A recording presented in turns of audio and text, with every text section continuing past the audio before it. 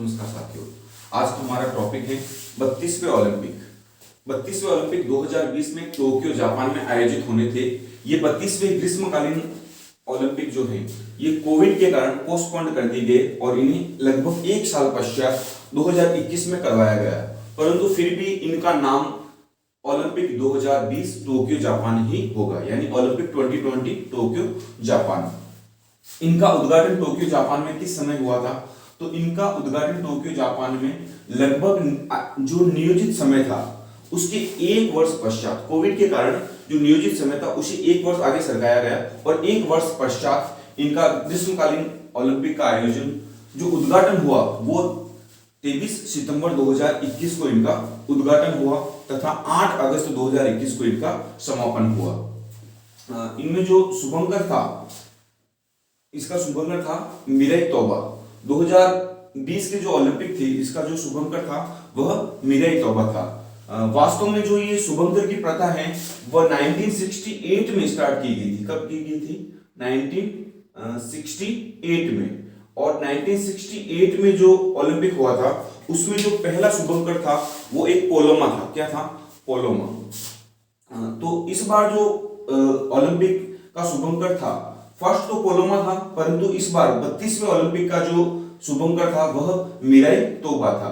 इन शुभंकर को स्टार्ट कब किया गया था? 1968 के ओलंपिक में स्टार्ट किया गया था और वहां पे पहला जो शुभंकर था वह पोलोमा था। पहला शुभंकर क्या था? पोलोमा।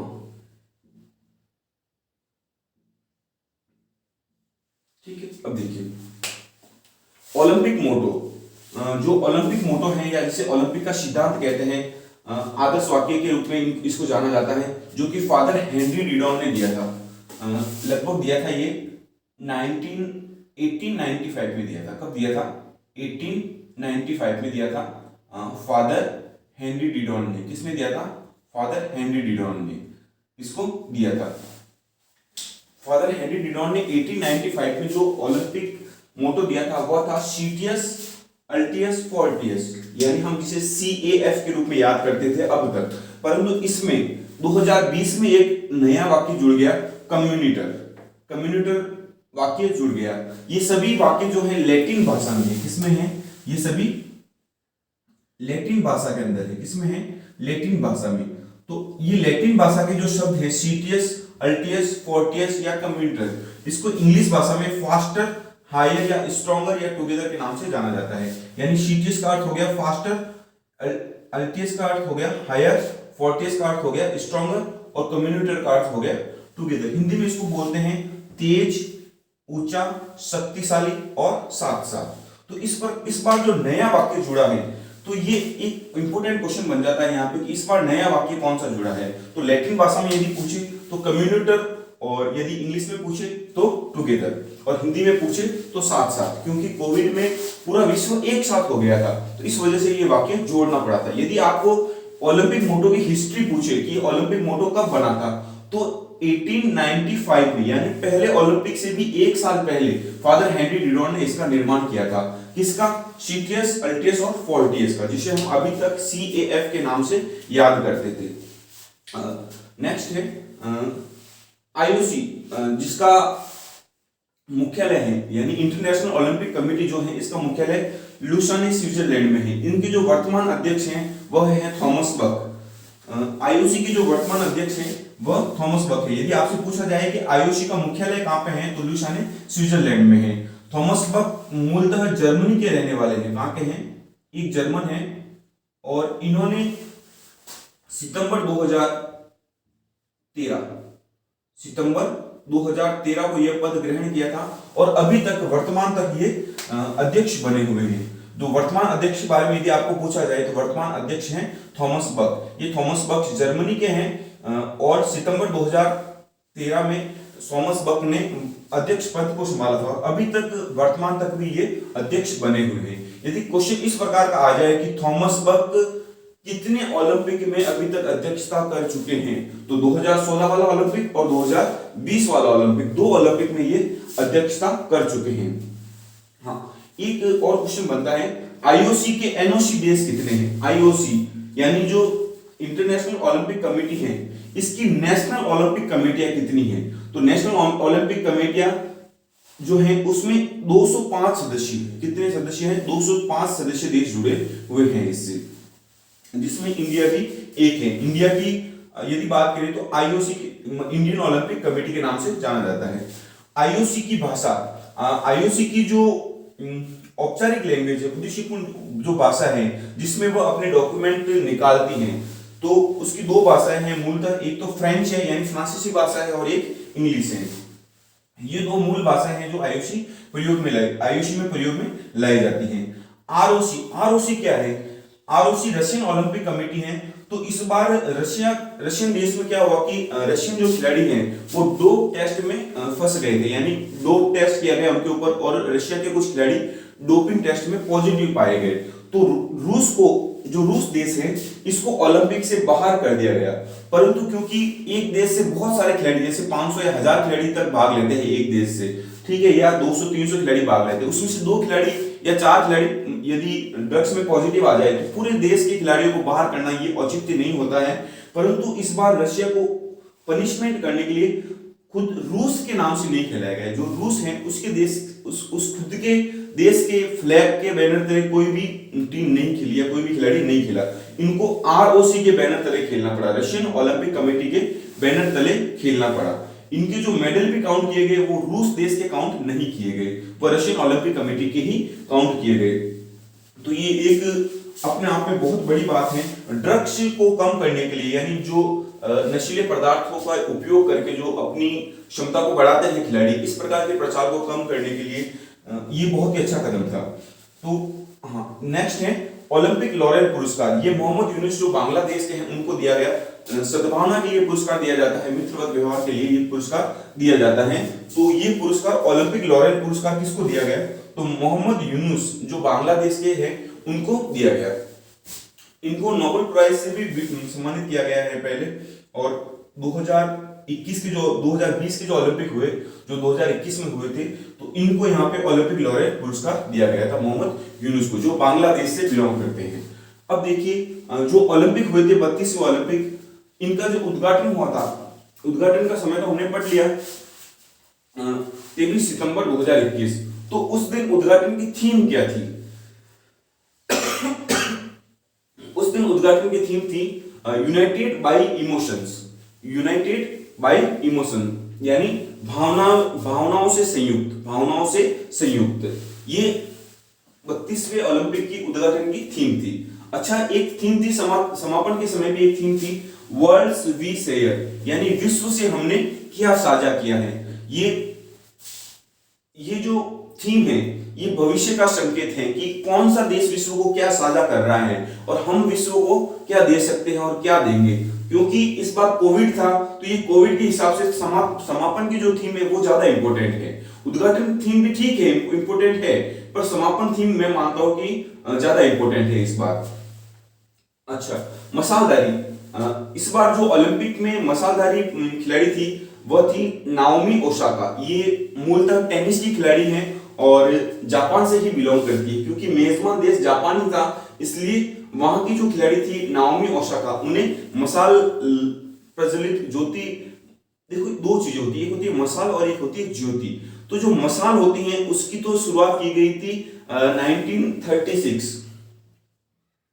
1936 बर्लिन ओलंपिक में इसकी शुरुआत की गई थी। इसमें क्या होता है कि यहाँ पे सूर्य की किरणों से मसाल को जलाया जाता है और फिर ले जाके उस मसाल को अध्यक्ष को दिया जाता है। फिर वो अध्यक्ष क्या करते हैं कि ज्योति को, जो ओलंपिक ज्योति होती है, उसको प्रज्वलित करते हैं। उसके पश्चात जब समापन हो जाता है, नेक्स्ट जो ओलंपिक होने वाला होता है, तो जब लास्ट वाला ओलंपिक था ना, वहां से ज्योति को नए ओलंपिक कहां होने, वहां पे मसाल को लेके जाया जाता है, ज्योति को नहीं मसाल को लेके जाया जाता है।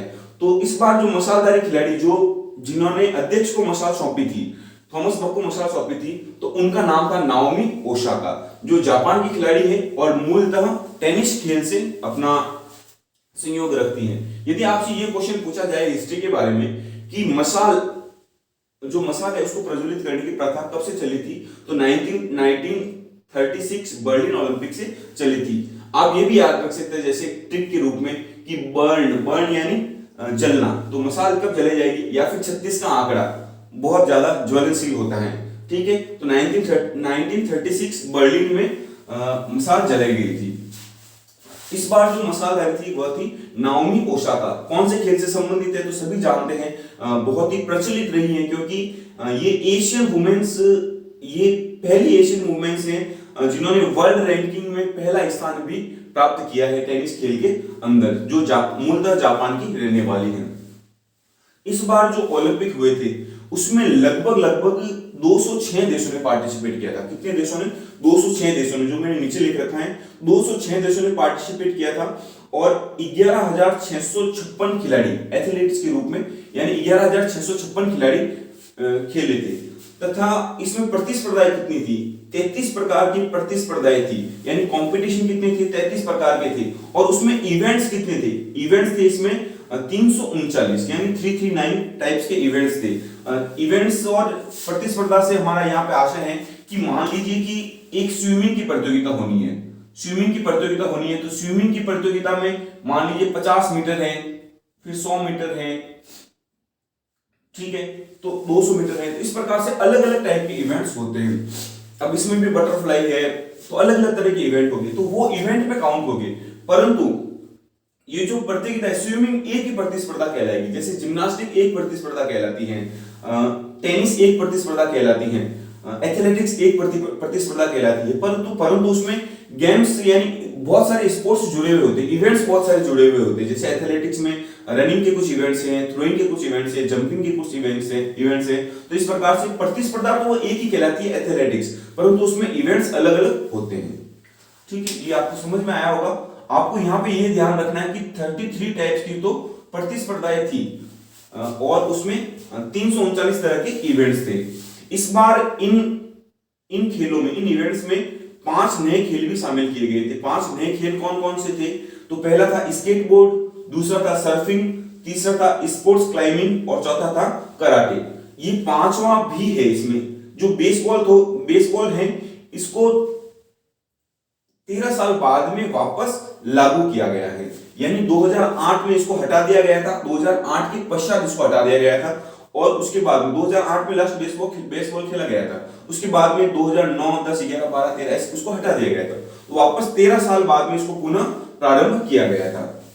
आपको ये ध्यान रखना है कि बेसबॉल जो है इसका पुनः प्रारंभ 2013 के बाद किया गया है। और 4 नए गेम्स जुड़े थे, वैसे 4 नहीं 5 ही कहेंगे, क्योंकि इसे वापस जोड़ा गया तो ये भी एक नया खेल हो गया। तो नए खेल कौन कौन से जोड़े गए?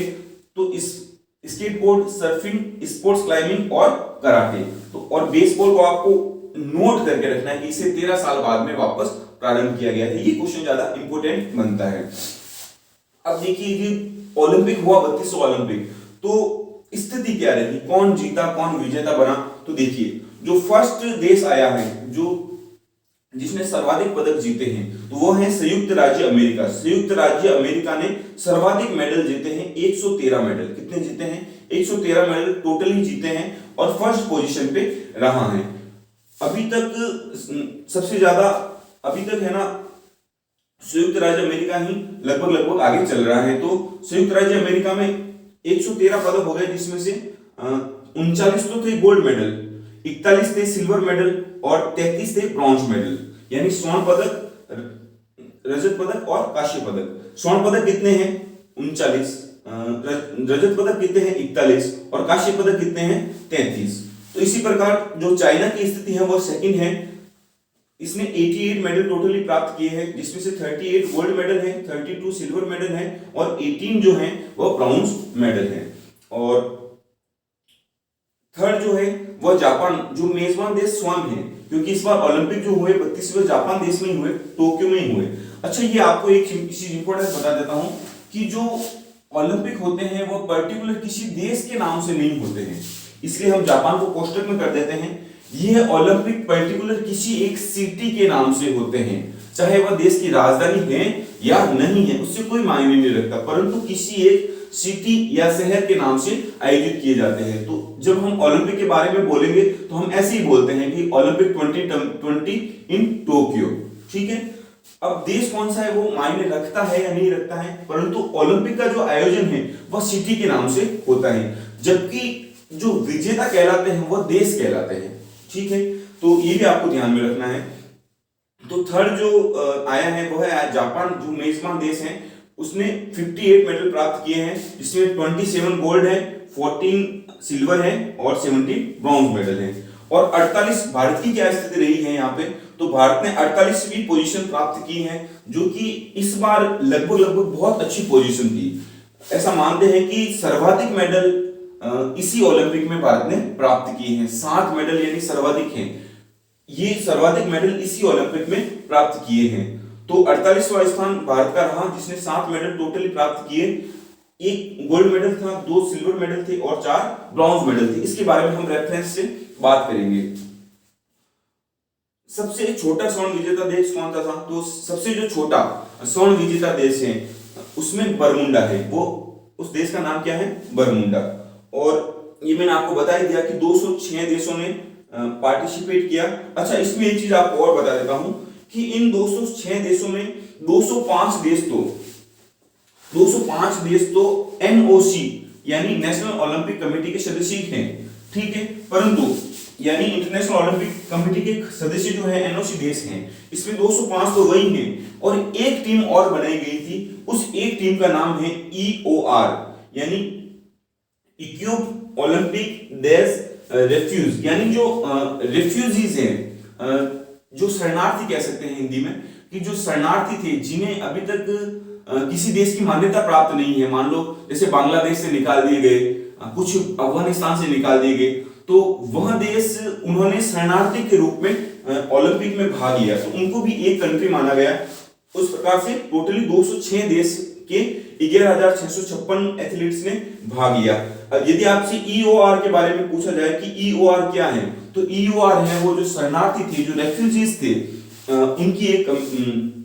उनको एक अलग से बैनर तले खिलाया गया, जिनको आईओसी ने अपनी शरण में लिया और इन्हें भी पार्टिसिपेट लेने का मौका दिया गया। और इससे भी अच्छी बात यह है कि ईओआर के बैनर तले जितने भी खिलाड़ी खेले थे, उन्होंने बहुत ही अच्छा प्रदर्शन किया और बहुत ज्यादा गोल्ड मेडल, सिल्वर मेडल और रजत पदक भी प्राप्त किए। तो ये बहुत खुशी की बात है कि आईओसी इस प्रकार की सद्भावना दिखाती है। तो इसके बाद हम कुछ इंपोर्टेंट खिलाड़ियों के बारे में भी बात कर लेते हैं। तो सबसे पहला स्वर्ण पदक कौन से खिलाड़ी ने जीता, तो चीन की एक खिलाड़ी थी जिनका नाम है यांग क्वेन। इन्होंने 10 मीटर एयर राइफल यानी शूटिंग के अंदर इन्होंने ये पदक जीता था, पहला स्वर्ण पदक। जो ओलंपिक जैसे स्टार्ट हुए हैं, सबसे पहला इवेंट हो रहा है शूटिंग का, तो शूटिंग में जो सबसे पहला पदक जीता है वो यांग क्वेन ने जीता है, जिन्होंने 10 मीटर एयर राइफल में जीता है पहला स्वर्ण पदक। सर्वाधिक पदक विजेता, व्यक्तिगत रूप से सर्वाधिक पदक विजेता खिलाड़ी कौन है, तो वह भी एक लेडीज ही हैं जिनका नाम है एम्मा मैकॉन। एम्मा मैकॉन जो ऑस्ट्रेलिया की रहने वाली है, और स्विमिंग में, क्योंकि स्विमिंग में अलग अलग तरह के इवेंट होते हैं, बहुत सारे इवेंट होते हैं, तो ये स्विमर ही है पर्टिकुलरली। इन्होंने जैसे एक पहले खिलाड़ी आए थे माइकल फिलिप्स, इन्होंने भी बहुत सारे पदक एक ही मेडल में जीते। जैसे उसेन बोल्ट को ले लो, जिन्होंने रनिंग के अंदर, एथलेटिक्स में बहुत सारे पदक एक ही ओलंपिक में जीते थे। तो इसी प्रकार इस बार सर्वाधिक पदक इन्होंने जीते हैं, तो इस बार सर्वाधिक पदक एम्मा मैकॉन ने जीते हैं। इनका, एम्मा मैकॉन का संबंध कौन से खेल से है, तैराकी से है, और पर्टिकुलरली एम्मा मैकॉन कौन से देश को बिलोंग करती हैं, तो ये ऑस्ट्रेलिया की रहने वाली है। एम्मा मैकॉन ने टोटली 7 पदक जीते हैं। कितने? टोटल 7 पदक जीते हैं, जिसमें से 4 तो गोल्ड मेडल हैं। गोल्ड मेडल कितने हैं, तो 4 हैं। सिल्वर मेडल कितने हैं, तो 0 है, जबकि ब्रॉन्ज मेडल 3 है। तो ये भी इंपॉर्टेंट क्वेश्चन बनता है कि एम्मा मैकॉन ने टोटल कितने पदक जीते, 7 पदक जीते। सर्वाधिक व्यक्तिगत रूप में यानी पर्टिकुलर एक खिलाड़ी कितने पदक जीत सकता है, तो एक खिलाड़ी है एम्मा मैकॉन जिन्होंने टोटली 7 पदक जीते हैं, जिसमें से 4 स्वर्ण थे और 3 ब्रॉन्ज मेडल थे। सबसे कम उम्र की खिलाड़ी कौन थी? सबसे कम उम्र की खिलाड़ी है वह मोमोजी निशिया है, और इन्होंने स्वर्ण पदक जीता था स्ट्रीट स्केट बोर्ड खेल में। और ये हमारे लिए एक आदर्श भी बन सकते हैं, क्योंकि जब 13 से 14 वर्ष की खिलाड़ी, 14 वर्ष की, लगभग 14 वर्ष से भी कम एज थी इनकी, 14 वर्ष की एक खिलाड़ी है, 14 वर्ष से कम उम्र की खिलाड़ी मोमोजी निशिया जब गोल्ड मेडल जीत सकती हैं स्वर्ण पदक में, तो स्कूल के जो बच्चे हैं, हमारे जो स्कूल के बच्चे हैं, जो अभी किशोर अवस्था में है वो मेडल क्यों नहीं जीत सकते। तो ये एक बहुत ही अच्छा एग्जाम्पल है और मैं इसको बहुत ही इंपोर्टेंट क्वेश्चन के तौर पर अपनी स्कूल में भी जहां पे भी मैं जाता हूं इसका एग्जाम्पल देता हूं। भारत के ध्वजवाहक, भारत के ध्वजवाहक कौन थे? अच्छा, जो ओलंपिक हुए थे उनमें जो उद्घाटन हुआ था और समापन हुआ था उसमें भारत के ध्वजवाहक कौन थे उसके बारे में लिखा गया है कि उद्घाटन के समय जो भारत के ध्वजवाहक थे वह मनप्रीत सिंह थे, जो हॉकी के कप्तान हैं, जो पुरुष हॉकी टीम है उनके कप्तान है मनप्रीत सिंह, तथा इनके साथ में ये तो थे मेंस में ध्वजवाहक, और वुमेन्स टीम को लीड कर रही थी वह थी एमसी मैरी कॉम, ये भी ध्वजवाहक के रूप में थी, ये वुमेन थी और ये मनप्रीत सिंह मेंस ध्वजवाहक। यानी जो उद्घाटन था उसमें दो ध्वजवाहक थे, पहले तो थे मनप्रीत सिंह जो हॉकी के कप्तान थे, और एमसी मैरी कॉम जिसे सुपर मॉम, जिन्हें सुपर मॉम के नाम से भी जाना जाता है, बॉक्सर है, हमें से एक है, मतलब मैं भी बॉक्सर हूं, तो ये जब इनके नाम लेते हैं तो हमें बहुत ही प्राउड फील होता है। एमसी मैरी कॉम जो सुपर मॉम है, तीन बच्चे हैं जिनके एक दो तो जुड़वा है और एक अलग से हुआ है, तो तीन बच्चे हैं, फिर भी इन्होंने ओलंपिक में पार्टिसिपेट किया है, ना सिर्फ पार्टिसिपेट किया है बल्कि बहुत ही बेहतर प्रदर्शन किया है एमसी मैरी कॉम ने। तो मैं इनसे काफी इंस्पायर हूं। और ये उद्घाटन के समय की बात होगी तो उद्घाटन के समय में दो जने ध्वजवाहक के रूप में थे, एमसी मैरी कॉम और मनप्रीत सिंह, और समापन के समय बजरंग पूनिया कुश्ती की खिलाड़ी हैं, इनके बारे में भी अभी रेफरेंस से पढ़ेंगे। समापन के समय कौन थे ध्वजवाहक के रूप में? तो बजरंग पूनिया। तो ये एक ऑल ओवर छोटे से रूप में मैंने आपको दिखाने की कोशिश की है कि 2020 में जो ओलंपिक का आयोजन, यानी 2020 के जो ओलंपिक थे टोक्यो जापान, जिनका आयोजन तो 2021 में लगभग एक साल बाद में हुआ है, परंतु इनमें जो मेन क्वेश्चन बनते हैं, मैंने कोशिश की है कि इन क्वेश्चनों को सभी को एक जगह और एक ही बोर्ड पे आपको लाके दूं, एक ही जगह पे इनको पढ़ाऊं। तो इसके बाद में हम जस्ट इसके आगे ही हम बात करेंगे। एक बार आप इनका स्क्रीनशॉट ले लीजिए कि भारत की क्या स्थिति रही 32वें ओलंपिक में।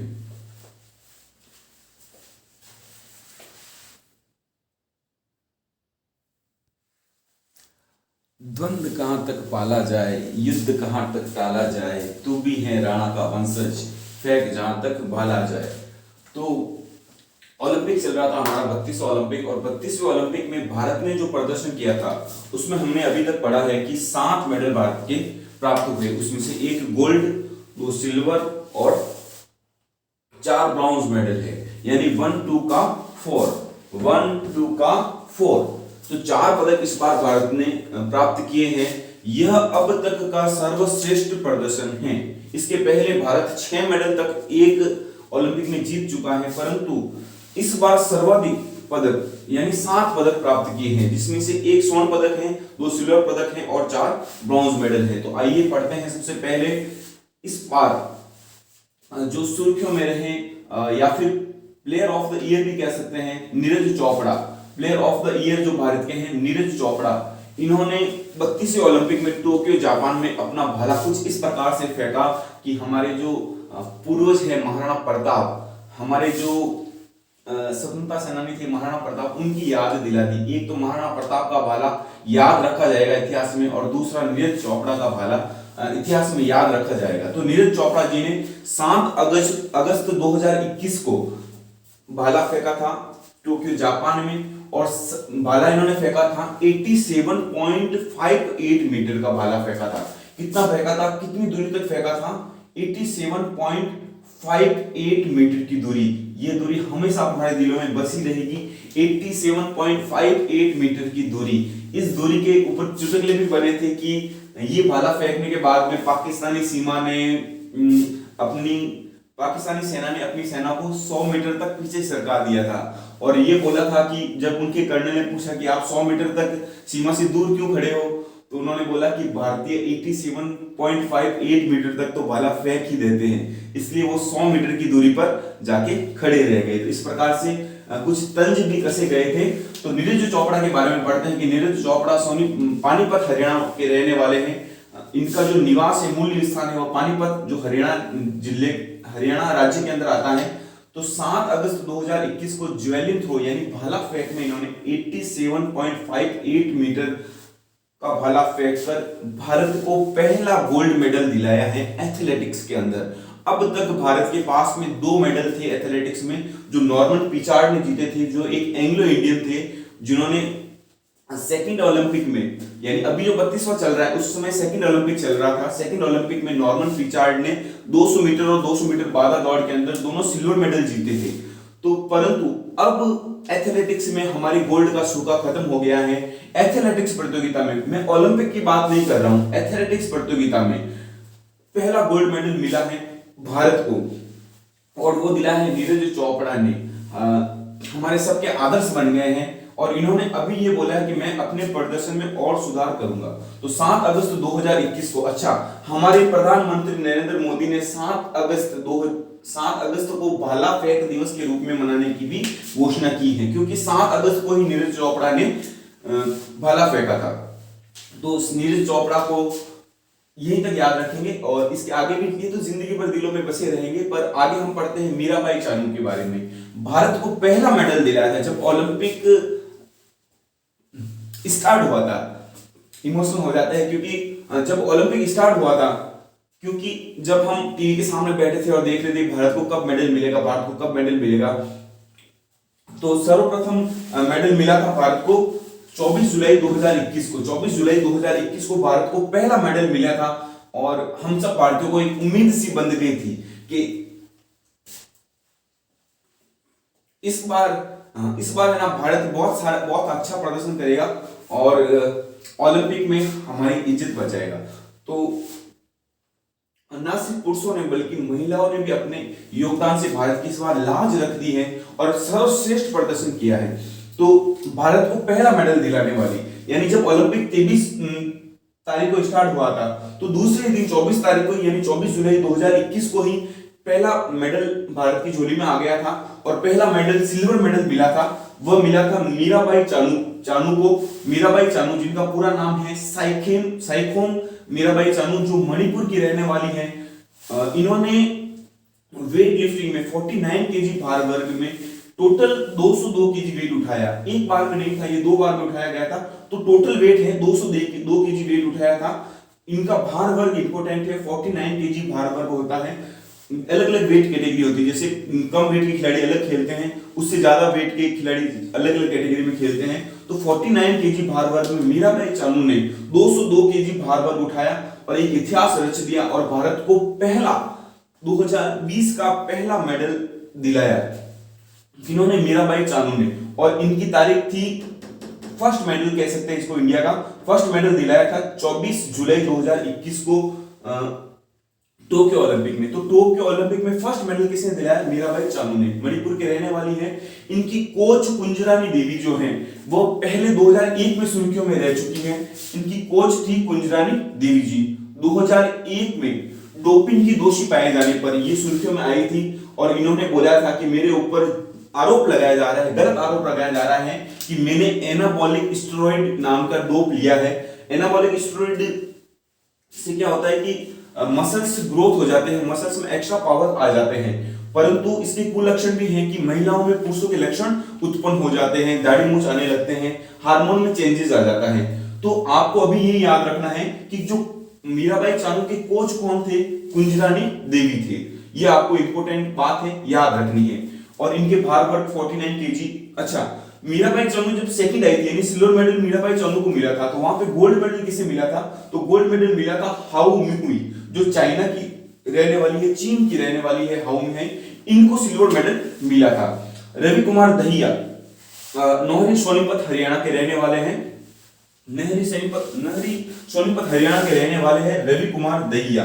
और रवि कुमार दहिया ने 57 केजी भार वर्ग में 57 केजी भार वर्ग के अंदर 5 अगस्त 2021 को, यानी जो सेकंड लास्ट डे था, ये बात कह सकते हैं कि हम 8 को तो ओलंपिक खत्म होने वाले थे, तो 2-3 दिन पहले, क्योंकि समापन था, समापन के 2-3 दिन पहले 5 अगस्त 2021 को इन्होंने सिल्वर मेडल दिलाया था भारत को। और अत्यंत खुशी की बात है कि लास्ट अंतिम दिन तक भी पदक आ रहे थे। तो 5 अगस्त 2021 को रवि कुमार दहिया, जो नहरी सोनीपत हरियाणा के रहने वाले हैं, इन्होंने 57 केजी भार वर्ग में 5 अगस्त 2021 को सिल्वर मेडल दिलवाया था, सिल्वर मेडल यानी रजत पदक दिलवाया था। ये भी हमारे लिए स्वाभिमान की बात है कि हरियाणा के खिलाड़ी, देखिए नीरज चोपड़ा जी भी हरियाणा के, रवि कुमार दहिया जी भी हरियाणा के, और बजरंग पूनिया जी ये भी हरियाणा के ही रहने वाले हैं। तो 7 मेडल में से 3 मेडल तो एक ही राज्य के खिलाड़ियों ने दिला दिया है, और तीनों ही पुरुष हैं, तीनों ही पुरुष हैं जो कि हरियाणा से बिलोंग करते हैं। तो ये चीज भी ध्यान रखने लायक है। तो 57 केजी इनका भार वर्ग था, और 5 अगस्त 2021 को इन्होंने सिल्वर मेडल हमें दिलाया था। और हारे किससे थे ये, तो जो गोल्ड मेडल जीतने वाले खिलाड़ी थे उनका नाम है जावुर युगुएव। ये आरओसी के रहने वाले, मैंने अभी आपको बताया था कि रूस को ड्रग्स के कारण बाहर कर दिया था, तो वो आरओसी यानी रशियन ओलंपिक कमेटी के नाम से इसके बैनर तले या इसके फ्लैग के नीचे खेले थे। तो आरओसी के जो जावुर युगुएव थे, जो पहलवान हैं, इन्होंने गोल्ड मेडल जीता है रवि कुमार दहिया के अगेंस्ट। ठीक है, तो एक सिल्वर मेडल हो गया, एक गोल्ड मेडल हो गया, 2 सिल्वर मेडल हो गए, और 4 ब्रॉन्ज मेडल है, 4 ब्रॉन्ज मेडल के हम प्राप्त करते हैं।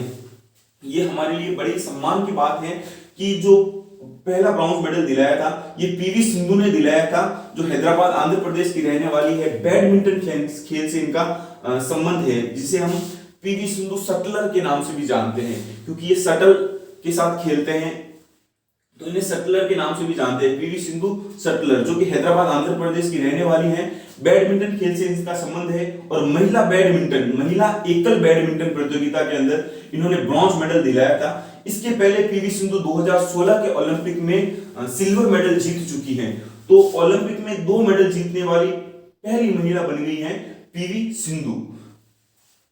इसके पहले पुरुष तो बन गए हैं, पर महिलाओं में पहली महिला ऐसी है जिन्होंने 2 ओलंपिक में लगातार मेडल जीते हैं। 2016 में इन्होंने सिल्वर मेडल जीता था, और 2020 के ओलंपिक जो हुए हैं टोक्यो जापान में, उनमें उन्होंने ब्रॉन्ज मेडल जीता है। तो ये ब्रॉन्ज मेडल जीता है इन्होंने 1 अगस्त 2021 को महिला बैडमिंटन खेल के अंदर, एकल महिला बैडमिंटन खेल होता है उनके अंदर जीते हैं। ब्रॉन्ज मेडल सेकंड जीता है लवलीना बोरगोहेन, जो असम की रहने वाली हैं, और हमें गर्व होता है कि हम भी बॉक्सर हैं, क्योंकि हम उसी देश में बॉक्सिंग की प्रैक्टिस करते हैं जहां पे लवलीना और मैरी कॉम जैसे खिलाड़ी रहते हैं। तो 4 अगस्त 2021 को लवलीना बोरगोहेन, जो असम की रहने वाली है, इन्होंने वेल्टर वेट कैटेगरी यानी 69 केजी भार वर्ग होता है। बॉक्सिंग में अलग अलग वेट कैटेगरी होती है, उसमें 69 जो वेट कैटेगरी होती है, भार वर्ग होता है, उसको वेल्टर वेट कैटेगरी कहते हैं। फिर अलग अलग वेट जैसे मिडल हो गया, हेवी वेट हो गया, अलग अलग वेट कैटेगरी होती है। फ्लाई हो गया, लाइट फ्लाई हो गया, इस प्रकार से अलग अलग वेट कैटेगरी होती है। वो हम आपको बॉक्सिंग में पढ़ाएंगे, पर अभी यहाँ पे आपको इसका ध्यान रखना है कि बॉक्सिंग की वेल्टर वेट कैटेगरी यानी 69 केजी भार वर्ग के अंदर लवलीना बोरगोहेन, जो असम की रहने वाली है, इन्होंने 4 अगस्त 2021 को भारत के लिए एक कांस्य पदक जीता। जब ये शब्द आता है भारत के लिए, तो खुद के यहाँ पे पर्टिकुलरली खुद का नाम हट जाता है, क्योंकि हम जीत किसके लिए है, भारत के लिए जीत रहे हैं। ये अपने आप में बहुत ही अदम्य साहस की बात है कि लवलीना एक लड़की होते हुए भी आज के युग में, जहां पे लड़कियों को बहुत पीछे की तरफ धकेला जा रहा है, खेल खेलने से मना किया जा रहा है, उस युग में लवलीना, पीवी सिंधु, यहां तक कि मीराबाई चानू, यानी ये देखिए महिलाओं की ताकत देखिए।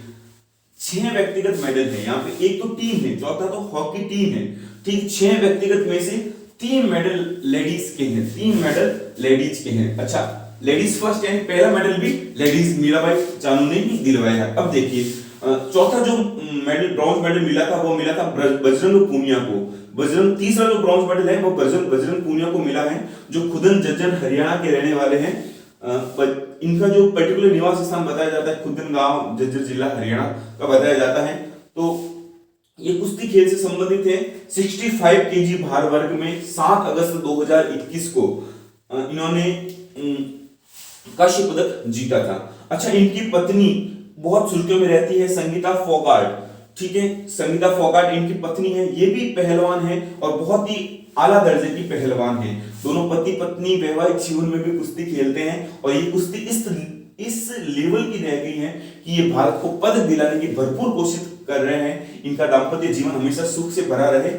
अच्छा, लास्ट चौथा जो ब्रॉन्ज मेडल मिला था वह पुरुष हॉकी टीम को मिला था। अभी हम इसके बारे में और रेफरेंस से चर्चा करेंगे कि पुरुष हॉकी टीम को 1980 के अंदर लास्ट गोल्ड मेडल मिला था। 1980 में मेडल भी आखिरी था, और मेडल भी कौन सा था, गोल्ड था 1980 में। और 41 ईयर का सूखा खत्म हो गया। 41 साल का हॉकी के अंदर जो मेडल आना था वह खत्म हो गया, और 41 साल के सूखे को खत्म करते हुए भारतीय पुरुष हॉकी टीम ने ब्रॉन्ज मेडल प्राप्त किया है। और इनका श्रेय इन सभी खिलाड़ियों को बराबर जाता है। इस टीम के जो कप्तान थे वह थे मनप्रीत सिंह, जो जलंधर पंजाब के रहने वाले हैं, और जो गोलकीपर थे जिन्होंने बहुत अच्छा प्रदर्शन किया था, प्रियार श्रीजेश जो गोलकीपर थे। फिर अन्य खिलाड़ी जो हैं नीलकंठ शर्मा जी, शमशेर सिंह जी, वरुण कुमार जी, वीरेंद्र लखारा जी, अमित रोहितास जी, विवेक प्रसाद जी, हार्दिक सिंह जी, गुरजंत सिंह जी, सिमरनजीत सिंह जी और मनदीप सिंह जी, हरमनप्रीत सिंह जी। तो इन्होंने सबने भी बहुत अच्छा प्रदर्शन किया, बेहद सुंदर प्रदर्शन किया।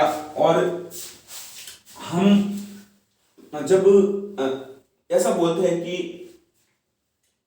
इस समय इस दिन जो पटाखों का शोर था वह तालियों के शोर से दब रहा था, इतनी तालियां बज रही थी। हॉकी स्टेडियम तो कहीं कहीं तो हॉकी स्टेडियम जहां पे लाइव चल रहा था, जहां पे दर्शक थे, हॉकी प्रेमी थे, वो वर्ल्ड रिकॉर्ड भी बना रहे थे कि इतनी तालियां, इतना प्रोत्साहन इनको मिला था। हॉकी पुरुष वर्ग में भारतीय टीम, इसलिए हम कोशिश कर रहे हैं कि हॉकी को राष्ट्रीय खेल का दर्जा दिलाए, और हॉकी हमारे दिलों में बसता है। अभी हम इसके बाद में यही पढ़ेंगे कि भारत ने अब तक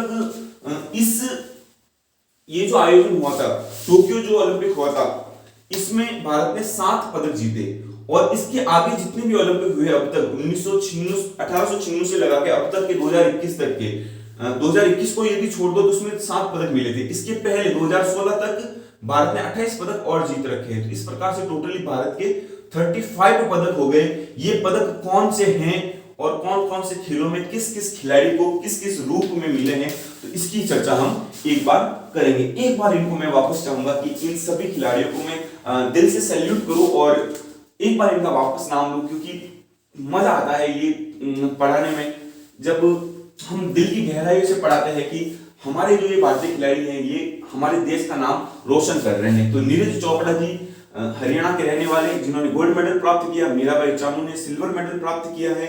रवि कुमार दहिया जी ने 20 सिल्वर मेडल प्राप्त किया है, और 4 bronze medal PV Sindhu, Lovlina Borgohain, Bajrang Punia और पुरुष वर्ग की भारतीय हॉकी टीम ने प्राप्त किए हैं। एक बार आप स्क्रीनशॉट ले लीजिए।